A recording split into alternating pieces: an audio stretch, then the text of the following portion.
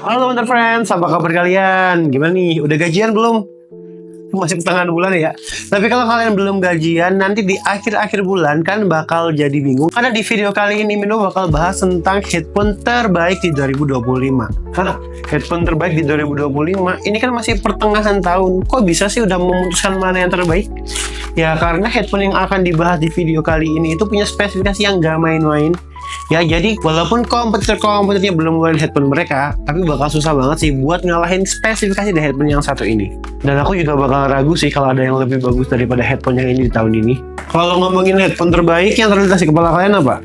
AirPods Max, Soundcore, headphone mau mamang counter yang 2 minggu sebelahnya nggak bisa? Atau yang kayak gimana? Udah pernah coba yang ini belum? Ini dia Sony WH-1000X Mark VI. Headphone flagship dari Sony ini bakal bikin banyak banget kompetitornya ketar-ketir. Kenapa? Karena minus-minus yang ada di sebelumnya di versi Mark V nya udah dibenerin di versi yang terbarunya. Dalam setiap pembeliannya, kalian bakal dapat gratis case-nya kayak gini. Jadi kalian nggak perlu tuh namanya takut-takut bakal tumpuk sama buku-buku kalian, ketemu sama laptop dan bikin headphone-nya dari remuk ya. Udah aman banget pakai case yang udah sekeras ini. Kita bahas dari desainnya dulu ya. Yang paling mencolok yang pertama kali dilihat adalah ini udah foldable lagi. Kalau versi yang sebelumnya, yang versi Max 5 itu kan foldable-nya hilangin. Ini udah bisa ditekuk-tekuk lagi. Jadi ya, Sony ini mendengarkan kritikan-kritikan dari para penggunanya. Jadi perbaiki di versi yang baru. Jadi makanya nggak usah khawatir. Ini keren banget ya buat brand-brand yang mau dengerin feedback dari customer-nya. Dengan bentuknya yang foldable kayak gini, jadi dia nggak makan tempat. Kalian mau taruh di tas atau mau taruh di dalam saku, sweater atau jaket juga bisa banget. Kalau untuk warnanya, dia ada warna yang bright, ada warna yang dark juga. Yang aku pegang dia warna yang dark ya. Dia finishingnya itu dia doff. Jadi kalau kalian tangannya berkeringat, bakal ninggalin sidik jari kalau disentuh lama-lama. Ya memang ciri khas warna doffen kayak gitu. Jadi buat kalian yang mau headphone-nya tetap bersih, saran aku jangan ambil yang warna darknya, ambil yang warna yang putih aja. Tapi kalau warna yang hitam kayak gini, dia bakal lebih versatile kalau dipadu-padankan sama berbagai outfit. Mau pakai warna bright, warna yang dangdut sekalipun, monochrome earth tone dia tetap cocok dipakai sama outfit yang kayak gimana pun. Bahannya dari plastik dan reusable karena memang Sony ini dia mengangkat isu global warming, makanya kan nggak usah khawatir ini bakal mencemari lingkungan dan segala macam.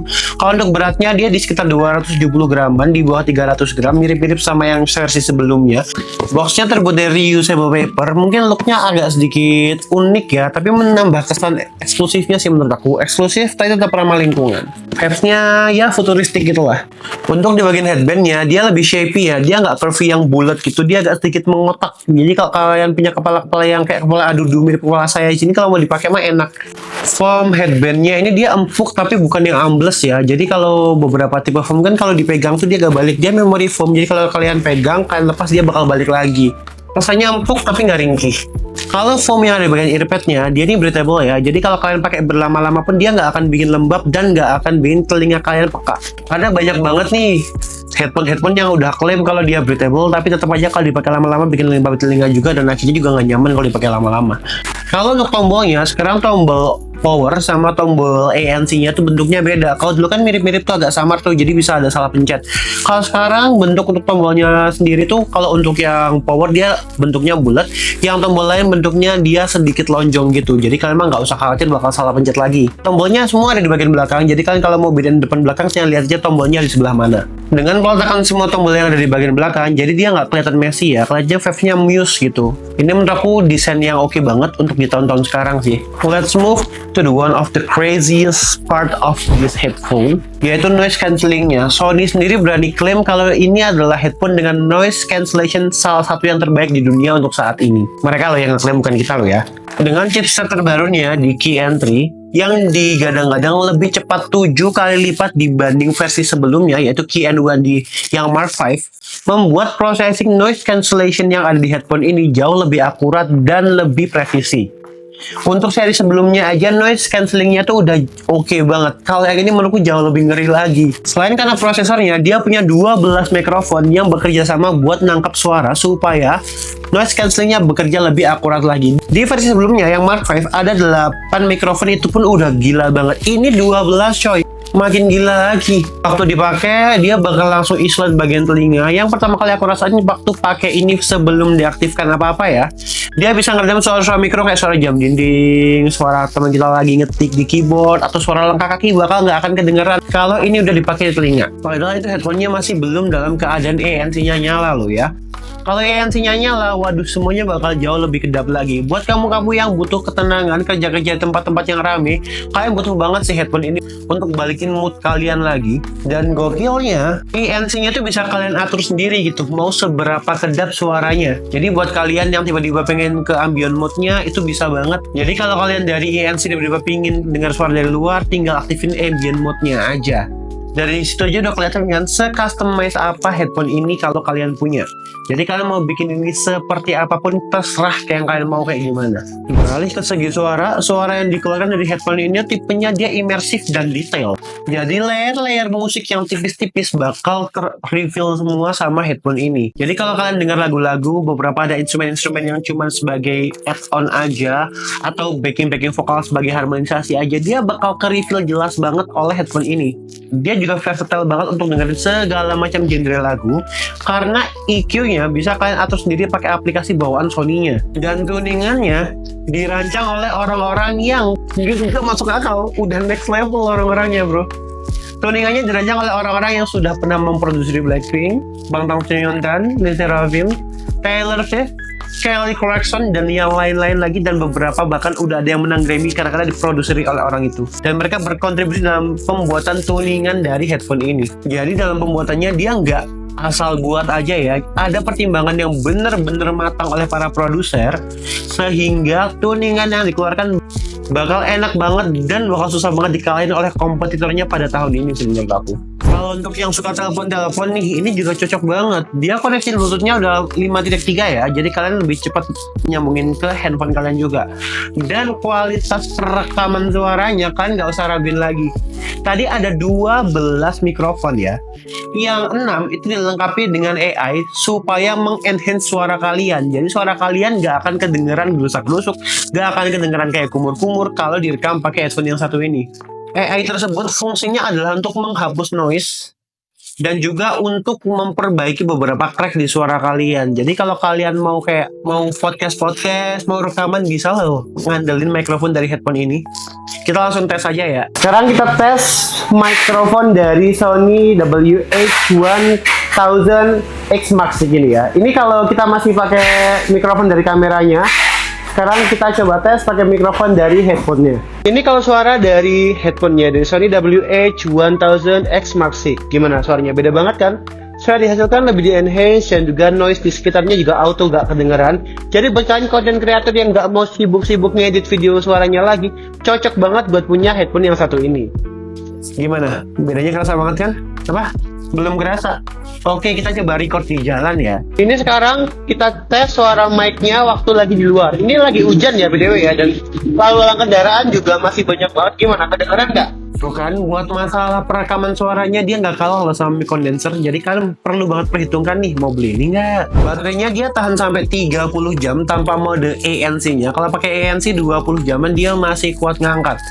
Dan yang gokilnya lagi, kalau baterainya habis, kalian bisa pakai ini sebagai mode yang pakai kabel ya. Dia udah disediakan sama kabel jack audio 3,5 mm-nya. Tinggal kalian colok ke handphone kalian aja, bisa dipakai secara non wireless. Jadi kalian mau pakai dengan kabel, nggak pakai kabel, terserah. Kedua-duanya bisa banget. Dia juga udah support speak to chat buat Siri, Alexa, sama buat Gemini. Jadi kalau kalian nggak mau pegang-pegang HP kalian, tinggal ngomong aja, otomatis nanti bakal dibaca sama sistem AI-nya dan langsung dioperasikan. Dia juga punya wearable sensor yang bikin kalau headphone ini dilepas dari telinga kalian, musik yang kalian putar bakal auto nge-pause. Jadi kalian nggak akan ketinggalan musik tersebut. Kalau tahu udah sampai mana, nggak akan. Kalau pakai ini mah dia pengertian banget sama kita. Dia ada sensor juga yang kalau kalian mendapat panggilan, kalian bisa terima panggilannya dengan mengangguk dan menolak panggilannya dengan menggeleng. Jadi mah bener-bener membantu banget dalam kehidupan sehari-hari. Dan semua pengaturan-pengaturan canggih ini bisa di-adjust terserah sama kalian di aplikasi bawaan Sony-nya. Dan di situ masih banyak banget fitur-fitur lain yang bisa kalian otak-atik sesuai sama keinginan kalian. Kalau headphone yang lain kalian dituntut sesuai sama spesifikasi headphone-nya, kalau ini kalian terserah mau ngatur kayak gimana, dia mah gas-gas aja. Bagus banget sih, tapi masa nggak ada kekurangannya? Ya tentu ada lah, ini headphone bukan HP boy.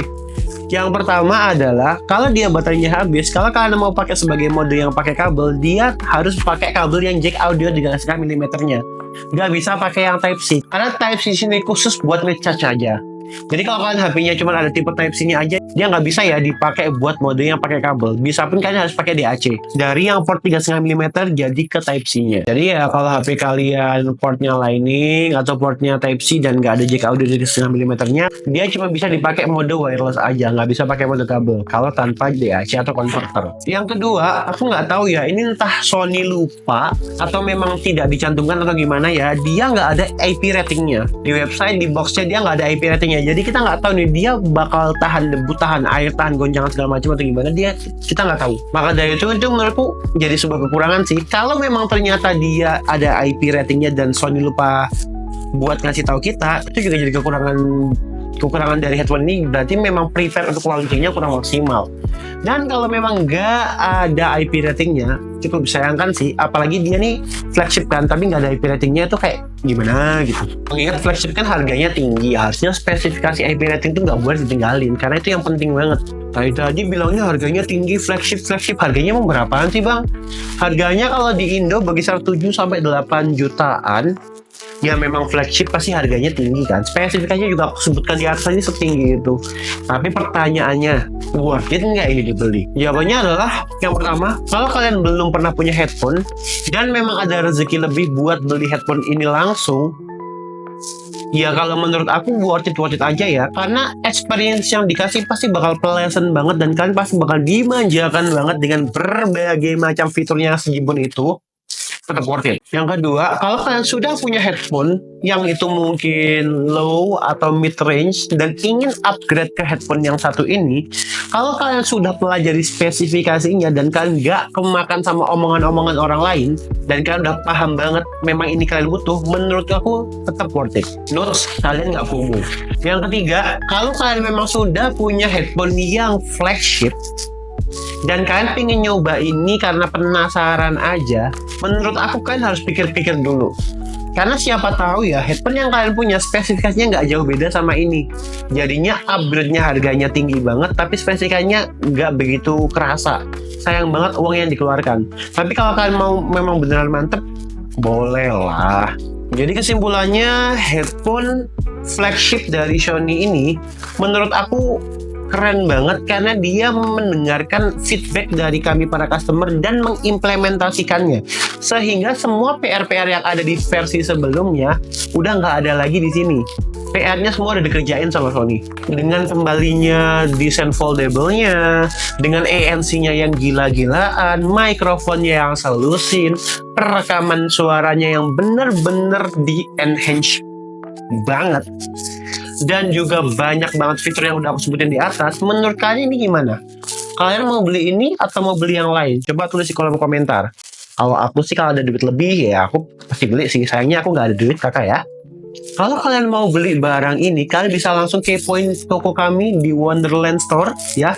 Barangnya ready di situ, kalian kalau mau beli langsung bisa. Kalian mau check out secara offline, online, instan, semuanya bisa. Makanya jangan lupa follow semua sosmed kami biar kalian nggak ketinggalan semua video-video terbaru dari kami ya. Kalau kalian suka sama video ini, kalian boleh dong like sama share dan juga subscribe juga supaya nggak ketinggalan semua konten dari Wonderland Store ya kakak ya.